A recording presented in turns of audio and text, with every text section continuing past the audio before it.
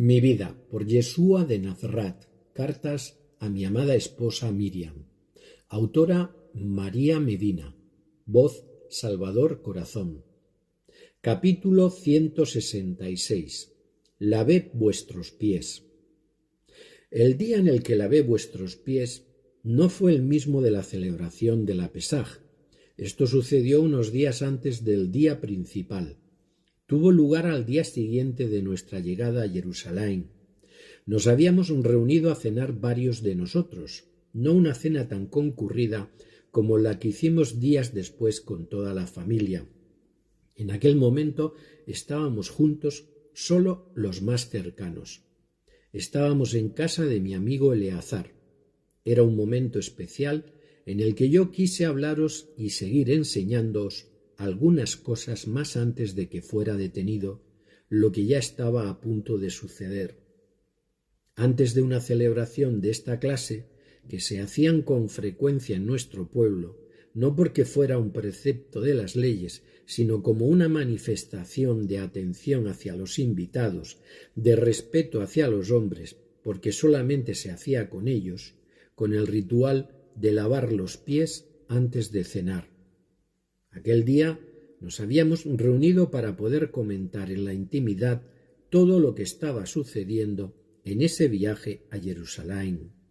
Los enfrentamientos con los saduceos principalmente, la atenta vigilancia de los fariseos, la euforia del pueblo que se desataba cada vez que yo aparecía por las calles o en el templo, y en general todo el ambiente que se respiraba en aquellos días en la ciudad, porque algo había que era sentido por todos, hasta por el más insensible. Por eso quise que nos reuniéramos en privado, porque tenía algunas cosas más que deciros. Y una de las cosas era la proximidad de mi detención y muerte, porque yo había vuelto a tener una revelación del Padre, en la que de nuevo me anunciaba la inminencia de los próximos acontecimientos. Aquel mismo día habíamos tenido una conversación en la que se trató el tema de quién de entre vosotros sería el mayor, y yo os había dicho: los reyes de las naciones tienen todo el poder sobre los hombres que viven en su territorio. La tierra es suya y son considerados los más grandes y los más poderosos. Pero para vosotros no va a ser así. ¿Quién es el más grande? ¿El que se sienta a la mesa o el que sirve? Os quedasteis unos momentos meditando esta pregunta y no pudisteis dar ninguna respuesta, porque en el fondo sabíais que el más grande no era el servido, que la grandeza de un ser humano está en su alma y que ésta puede ser poseedora de una sabiduría inmensa y al mismo tiempo llevar también en ella una gran humildad y estar desarrollando en la vida un papel de siervo, y que por el contrario un hombre de una alta posición social podía ser mucho menor, podía tener otras cualidades de menor valor, e incluso ninguna, que las que hacían al siervo mucho más grande, como su humildad o su generosidad. Y para corroborar mejor mis palabras os dije: pero si a mí me veis grande, ved también que yo os estoy sirviendo, porque he venido al mundo a servir. Antes de comenzar la cena, todos fuisteis llegando a la sala que habíamos elegido para estar juntos. En aquella ocasión, como digo, no iban a estar presentes las familias de muchos de nosotros. Éramos pocos los hombres allí reunidos, y según os fuisteis acomodando en vuestros sitios, me levanté del mío y, cogiendo un recipiente y una toalla, comencé a lavaros los pies según nuestra costumbre, uno por uno. No dejé que ningún sirviente lo hiciera, porque con mi actitud tenía que poner más de manifiesto una lección que quise dejaros una vez más. Y como siempre os he dicho, la mejor manera para aprender era la teoría y después la práctica. Me arrodillaba delante de cada uno, procedía al lavado de sus pies, y mientras iba haciendo esta operación, continuamos hablando. Todos os quedasteis sorprendidos, porque no esperabais algo así, Era totalmente inusual que el anfitrión de una cena, que un rabí hiciera aquello hacia sus discípulos, porque el estatus que el rabí tenía era todo lo contrario. Era considerado como un hombre de respeto, era considerado como alguien superior a otros hombres, en conocimiento y en espíritu. Y nadie en aquel tiempo podía concebir que éste se arrodillase delante de nadie e incluso realizara el humilde acto de servicio que suponía el lavar los pies de otros hombres. Esto solo era realizado exclusivamente por un sirviente. Ni siquiera el dueño de la casa, cada vez que se celebraba un banquete, debía hacerlo, porque se lo encargaba a su criado. Volví a romper la norma, queridos míos, como tantas y tantas veces. Cuando llegué al sitio que ocupaba Simón, yo ya sabía cuál iba a ser su reacción. No iba a ser la misma que la del resto de vosotros, porque, aunque lo estabais aceptando sorprendidos, e incluso algunos no lo aprobabais o lo considerabais extraño, y no os sentíais merecedores de este acto de humildad por mi parte, callasteis y admitisteis ser servidos por mí. Pero yo sabía que él no iba a callarse, y así fue, porque lo primero que dijo, cuando ya me vio arrodillado ante él, fue: «Rabí, tú no me vas a lavar a mí los pies», totalmente escandalizado. Y mi respuesta fue: «Simón, lo que yo estoy haciendo ahora, tú no lo entiendes, pero lo entenderás después de unos días». Volvió a protestar y volvió a decirme que no lo iba a permitir, porque yo era su rabí, no su sirviente. Y entonces tuve que explicarle que el acto que yo estaba realizando no solamente significaba la purificación y la limpieza del cuerpo de forma física, sino que al hacerlo también le estaba limpiando de toda la energía que había en muchas partes del cuerpo humano, y que los pies, como ya sabían todos, porque yo había explicado en muchas ocasiones, recogían y acumulaban mediante esa energía todas las vivencias, experiencias, emociones y sentimientos que los hombres vivían. Grabaciones en el alma que os enseñé a limpiar y a corregir y transformar a través del contacto de la conciencia del sanador con los pies, en este caso de los hombres.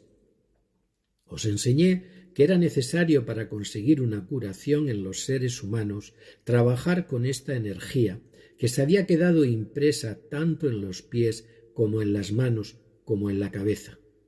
Energía sutil, correspondiente a lo que ahora ya conocéis como cuerpos superiores, que tan afectados queda por las experiencias vividas. Por eso respondí a mi amigo que si no le lavaba y le tocaba también los pies, no tendría parte conmigo, porque no se podría liberar de una oscuridad impresa en su alma.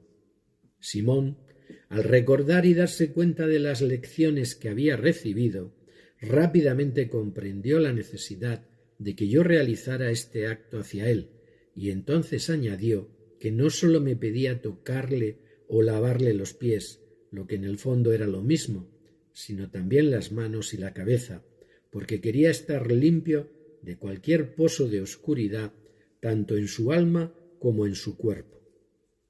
Y después os dije a todos a través de un símbolo, como los que siempre utilicé, que el que ya se había bañado, el que ya estaba más cerca del conocimiento, el que ya se había liberado de tantas viejas costumbres, de tantos viejos hábitos y conceptos, estaba limpio, era cierto, y que solamente podía necesitar, de vez en cuando, lavarse y limpiarse a través de los pies, porque aunque un alma evolucionada haya logrado liberarse y librarse de tantas cosas como la encarcelan, en su vida diaria se van produciendo constantemente nuevas experiencias que sí necesitan ser procesadas y eliminadas de su mente, de su alma y de su cuerpo. Y les dije también que todos ellos estaban limpios. No es cierto que dijera que uno de ellos no lo estaba, refiriéndome a mi amado discípulo Yehudá, porque su alma estaba tan limpia, o más incluso, que la del resto, porque ya sabemos que jamás actuó por odio, ni por envidia, ni por avaricia, porque lo hizo solamente impulsado por el deseo de ayudarme, de colaborar en mi camino para ser instalado en el trono de David, cosa de la que él estaba convencido, y por haber sido víctima de un engaño por mis enemigos, aprovechando la debilidad de mi fiel amigo, que ellos conocieron bien. Fueron a aprovechar esta debilidad directamente, no la de otros de vosotros, que os habríais resistido, pero sí la de un alma cándida, bastante infantil y crédula, totalmente carente de suspicacias, totalmente incapaz de sospechar que los demás podían estar llenos de malas intenciones, como así era en realidad. Después de haber terminado de lavar vuestros pies, los de todos, incluso los de Yehudá, os dije: ¿comprendéis ahora lo que he hecho? Vosotros me llamáis Señor y Rabí y decís: bien, porque lo soy. Y si yo he hecho esto con vosotros, ¿no os dais cuenta de que también lo debéis hacer entre unos y otros? Os dejo este ejemplo. Al igual que yo hice, vosotros también deberéis hacerlo, no solamente entre este grupo cercano, sino después y sin descansar hacia el resto de todos vuestros hermanos. No hay siervo mayor que su señor, y si su señor realiza esto, el siervo con más motivo. Tampoco yo soy mayor que el que me envió. Entended esto, amigos míos, poned en práctica lo que os he enseñado y sed dichosos al hacerlo. También os anuncio que habrá quienes, aun estando entre nosotros, me traicionarán, y vosotros entonces entenderéis mucho más todo lo que ahora os estoy diciendo. Cuando yo os envíe por todo el mundo para dar testimonio, seréis aceptados y creídos por muchos que, al aceptar vuestras palabras, también me aceptarán a mí, y al aceptarme a mí, también aceptarán al que me ha enviado. Os volví a recordar que el Hijo del Hombre no había venido a ser servido, sino a servir. No había venido a recibir halagos, ni gloria, ni alabanzas, ni comprensión por parte de todos. Había venido para ayudar, para sacar a los hombres de un mar de tremendos errores en los que estaban sumergidos. Y todo esto no lo hacía porque él lo necesitase, sino por la necesidad del ser humano de ser ayudado, nuevamente dirigido hacia la luz y apartado de tanta oscuridad reinante.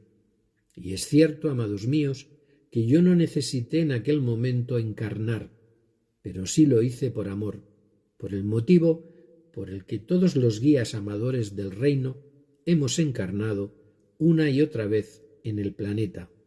Con todo mi amor, Yeshua.